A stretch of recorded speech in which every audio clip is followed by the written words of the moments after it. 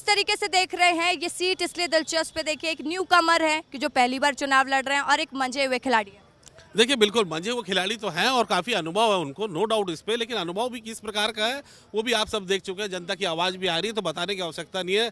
ये बात भी सत्य है कि निष्क्रियता का ठप्पा लगा है सुनील सोनी पे, इस बात को नकारा नहीं जा सकता। चाहे वो कितने भी भाजपा के लोग रहे, चाहे जितने भी कांग्रेस के लोग रहे, आम आवाम की आवाज़ है कि निष्क्रियता का ठप्पा है उन पे। निष्क्रियता का ठप्पा है उन पर। देखिए, काम को कोई गिनता नहीं, सिर्फ उनकी निष्क्रियता पे सवाल उठाते हैं ये कांग्रेसी, मगर कभी उनके वो भी तो काम है ना। वो भी उनके किए हुए कामों को तो कभी देखेंगे नहीं है, क्योंकि इनके पास बताने के लिए कुछ नहीं है। छत्तीसगढ़ की जनता ने 5 साल के लिए इन्हें सरकार सौंपी थी, उसमें इन्होंने क्या किया ये भी इनके पास बताने के लिए कुछ नहीं है। सिर्फ लूट, भ्रष्टाचार और तरह तरह के अपराध छत्तीसगढ़ में इन्होंने किए, ये तो बताने वाले। चलिए, इतना कुछ है इनके पास, बताने के लिए कुछ नहीं है। मैं आ रही हूँ सुबोध जी, आपके पास भी आ रही हूँ, ठीक है। ये बताइए, लेकिन अभी उपचुनाव में आप लोगों के लिए बताने के लिए क्या है? क्योंकि आपका मंझा हुआ खिलाड़ी मैदान में है, अगर उनको निष्क्रिय बोला जा रहा है तो आपका क्या स्टैंड है? देखिए, असल में विषय ये है, ये चुनाव एक बाहरी घुसपैठिया बनाम एक विकास पुरुष के आकाश शर्मा जी बाहरी घुसपैठिया है। 90 किलोमीटर दूर से लाया गया है और उनको वोट देने का कोई कारण नहीं। जनता बताए क्या कारण है कि आकाश को चुने।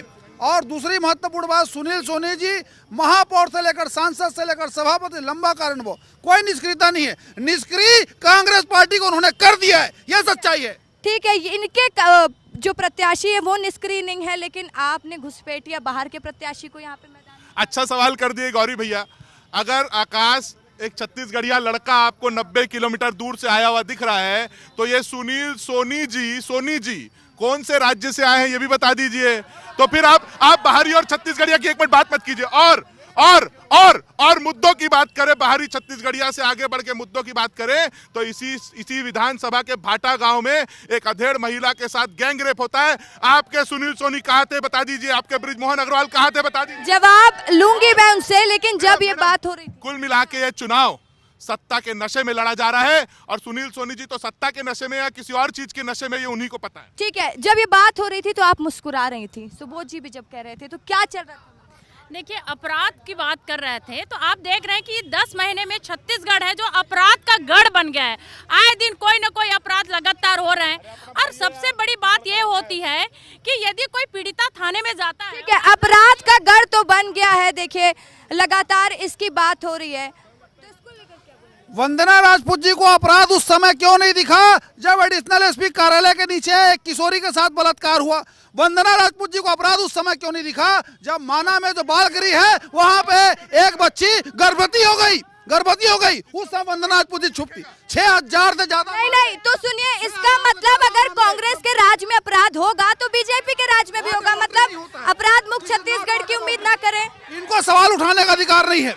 जिनके सवाल आपसे पूछे जाएंगे, जिनकी सरकार पूछा उनसे जाता है। इनको अधिकार नहीं है। जनता पूछेगी, सवाल जवाब देंगे, जवाबदेही भी तय कर रहे हैं। इन्होंने एक सिपाही का ट्रांसफर करने। ठीक है, नितेश पूछिए जनता से, अपराध के विषय में पूछिए, बात करिए। आरोप लगाए गए हैं उस पर जवाब ले लेते हैं। क्या कह रहे थे आप, क्या कह रहे थे? देखिए, 4 दिन, त्योहार के 4 दिन में 9 हत्याएं हो गई। इसी दक्षिण विधानसभा में एक महिला के साथ रेप हो जाता है, और भारतीय जनता पार्टी के लोग, सरकार और उनके जो निष्क्रिय प्रत्याशी है वो शांत और मौन रहते हैं। ठीक है, अपराध का गढ़ बना है। निश्चित रूप से आप देखिए, पिछले 9 महीने में जब से इस प्रदेश में भाजपा की सरकार बनी। ठीक है, पब्लिक से पूछूंगा, अपराध का गढ़ बना है कि नहीं, बताइएगा। जाइए नहीं दूर।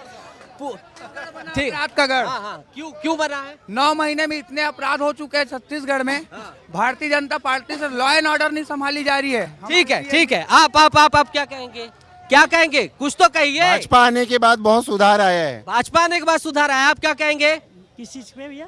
अपराध का गढ़ बना है छत्तीसगढ़ की नहीं, रायपुर पहले भी था, वैसे ही है भी अपना, वैसा ही है। आप क्या कहेंगे? जो सब पहले चल रहा था ऐसे ही चल रहा है, वही बाकी ज्यादा कोई।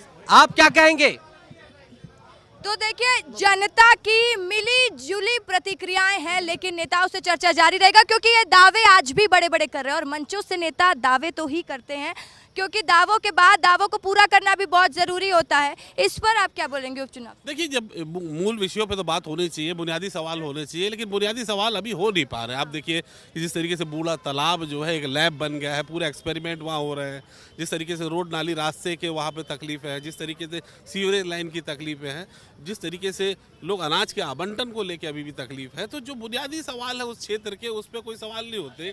लेकिन किस तरीके से व्यक्तिगत कार्टून बनाए जा रहे हैं, किस तरीके से व्यक्तिगत आरोप लगाया जा रहा है, कोई इतने बड़े पार्टी के अध्यक्ष उनको कहते हैं कि वो कुछ खा के वो पार्टी में आते हैं या प्रोग्राम में आते हैं, तो इस तरीके के एलिगेशन से बचना चाहिए।